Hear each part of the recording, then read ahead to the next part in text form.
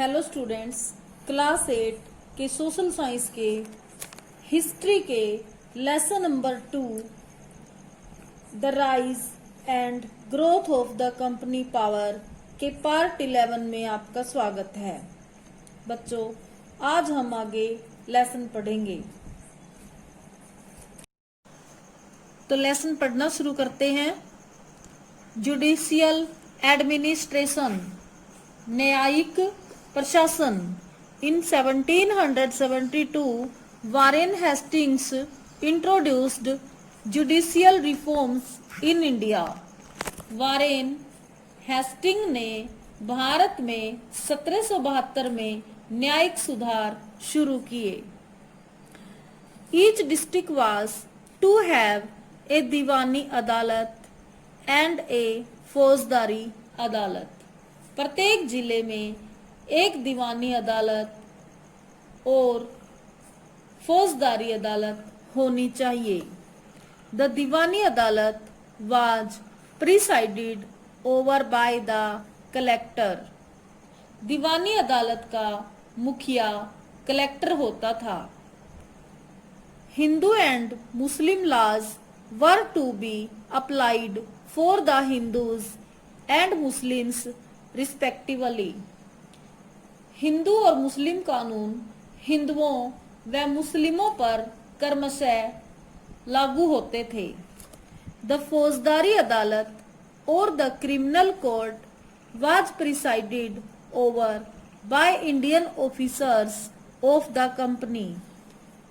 फौजदारी अदालत के मुखिया कंपनी के भारतीय अफसर होते थे। They got assistance from the qazis and मुफ्तीज।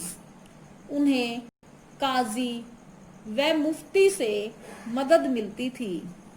In 1833 a law commission was appointed. 1833 में एक कानूनी कमीशन नियुक्त किया गया। It was given the task of codification of Indian laws. उसे भारतीय कानूनों का वर्गीकरण करने का काम दिया गया।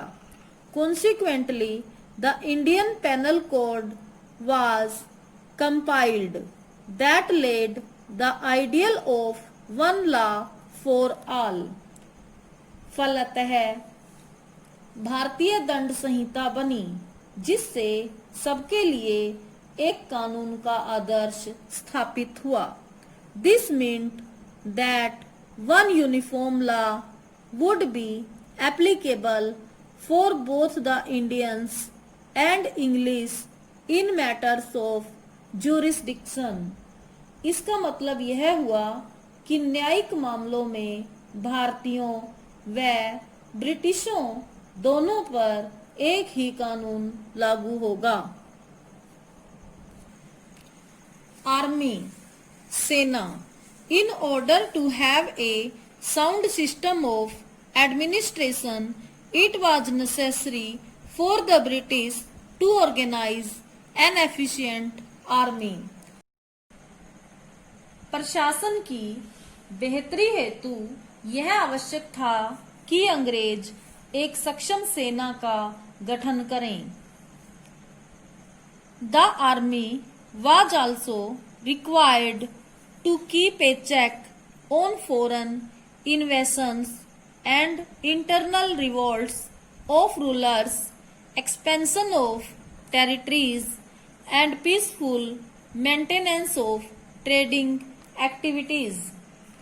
विदेशी आक्रमण व आंतरिक विद्रोह रोकने, प्रांतीय सरकार व व्यापारिक गतिविधियों को शांतिपूर्वक चलाने के लिए सेना भी आवश्यक थी। The army mainly consisted of Indian soldiers और सिपाहीज। सेना में मुख्यतः भारतीय सैनिक या सिपाही होते थे। The higher ranks of the army were reserved for the British. 20 मई 1498 वास्को डी गामा भारत पहुंचता है।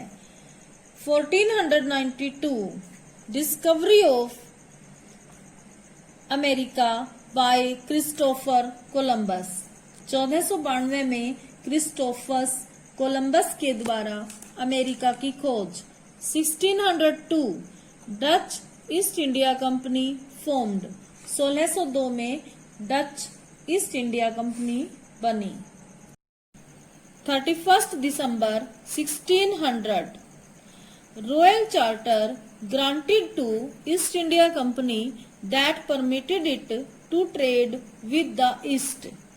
31 दिसंबर 1600 ईस्ट इंडिया कंपनी को शाही फरमान मिला जिसके तहत उसे पूर्व में व्यापार करने का अधिकार मिला।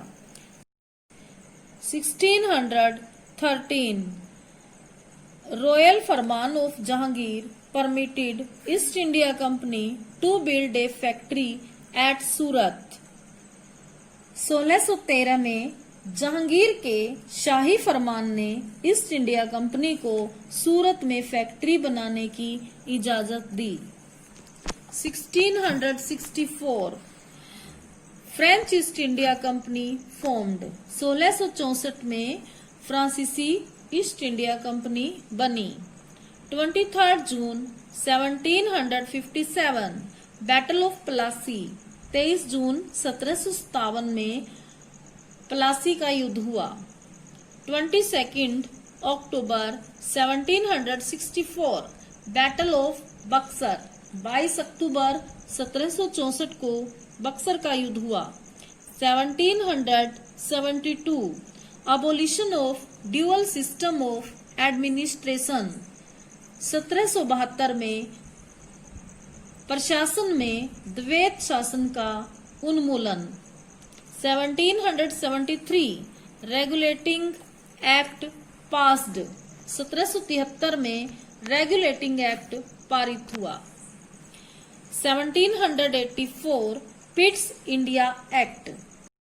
1784 में पिट्स इंडिया एक्ट पारित हुआ।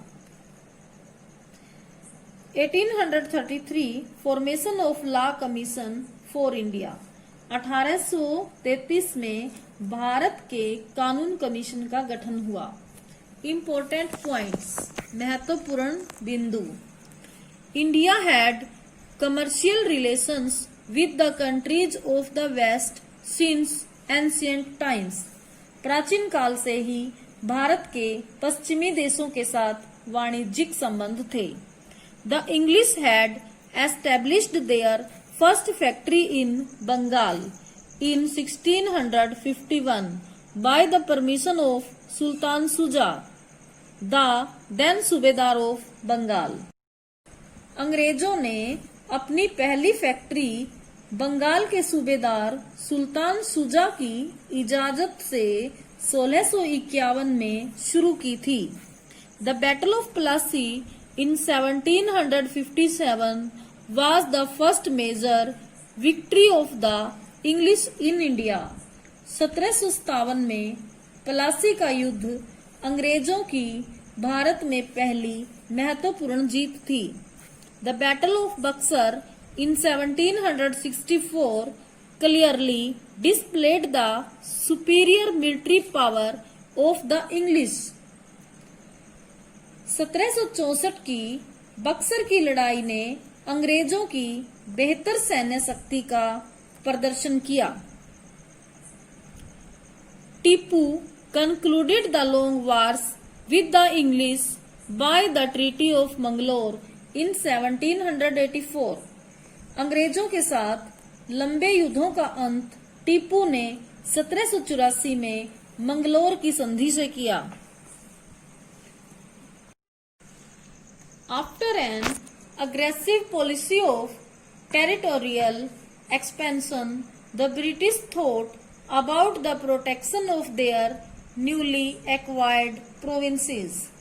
अंग्रेजों ने प्रांतीय प्रसार की नीति के बाद अपने नए प्रांतों की सुरक्षा के बारे में सोचना प्रारंभ किया।